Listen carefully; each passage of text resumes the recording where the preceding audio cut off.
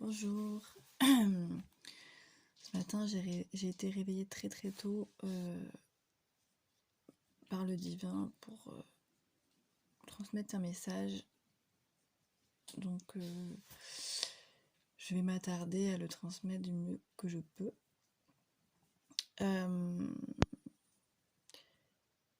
Il y a beaucoup de séduction, beaucoup de fausses croyances qui sont véhiculées. Et très peu font la différence du vrai et du faux. Ça appartient à chacun de développer son discernement, de développer sa capacité à voir clair. Et je suis honorée et ravie que le divin m'ait transmis cette capacité de clairvoyance, car je me rends compte que ça me sert énormément pour comprendre là où il faut se diriger en fait. Et il vous appartient à chacun de demander à voir clair, de demander à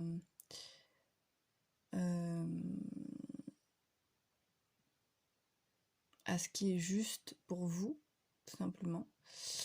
Et encore faut-il être réceptif, ça je le répète souvent dans beaucoup de vidéos, mais très peu le sont en fait à être réceptif. Et ce n'est pas un côté élite, etc. En fait, c'est une réalité. On est chacun sur un chemin, on est sur le même chemin en fait, tous. Après, il y a des gens qui prennent des directions différentes. Sur un chemin, il y a plusieurs directions. Et je vais prendre l'exemple qu'on m'a donné ce matin pour faire comprendre certaines choses, car des leçons de vie doivent être apprises sur cette planète. Et il faut croire qu'il faut les répéter très souvent. Donc du coup, cette métaphore est la suivante. C'est l'histoire de la source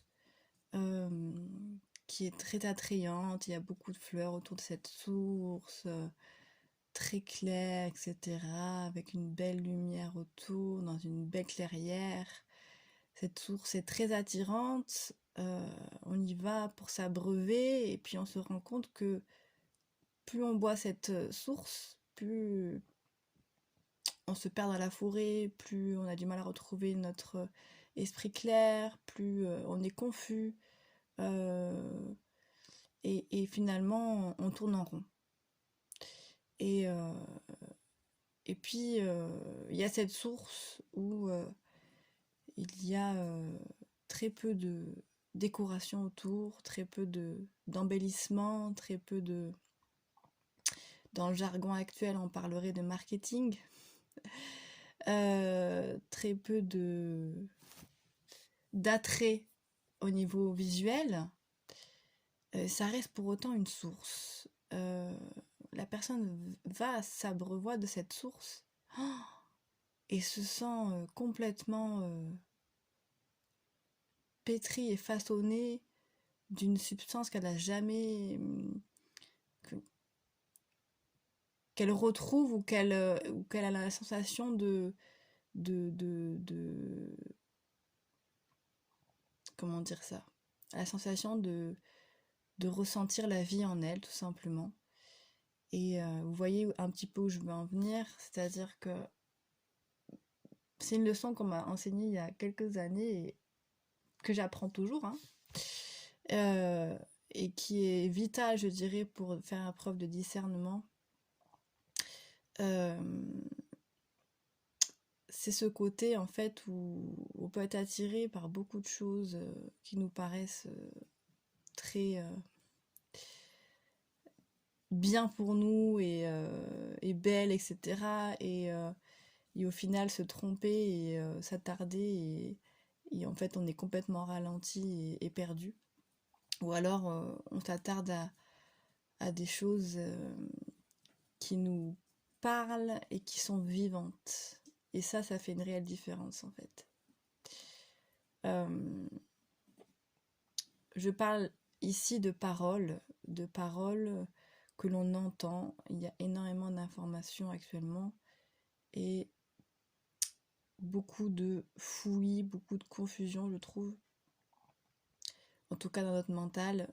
Et il est nécessaire de se recentrer. Alors quand on parle de recentrage, c'est tout simplement de vérifier à l'intérieur qui c'est qui reçoit l'information et qui c'est qui est maître de cette information. Est-ce que c'est le personnage? Est-ce que c'est notre personnalité qui va trouver multiples arguments pour dire ah bah oui c'est c'est le bon choix, etc. Et lui il est très imparfait finalement. Et ou alors c'est notre âme derrière qui a les commandes et qui est là et qui dit si il faut aller là. Tu sais pas pourquoi mais c'est pas grave, il faut aller là. Je t'expliquerai plus tard. C'est un peu ça et je sais que beaucoup essayent de faire preuve de discernement mais n'ont pas cette clairvoyance que d'autres peuvent avoir et du coup je comprends que ça soit difficile. Pour autant, le divin vous tend la main une seconde fois et comprendra qui pourra. Je sais pas si elle attendra la troisième fois en fait. C'est comme un petit enfant qui continue à faire des bêtises. Il fait des bêtises, il fait des bêtises, il fait des bêtises. La maman, d'une voix douce et rassurante, va lui dire « Oh, mais alors, qu'est-ce qui t'arrive? Pourquoi tu fais ça? Regarde !» Elle va lui montrer l'enseignement ou la façon de faire appropriée, celle qui est juste. Et le père le regarde de loin.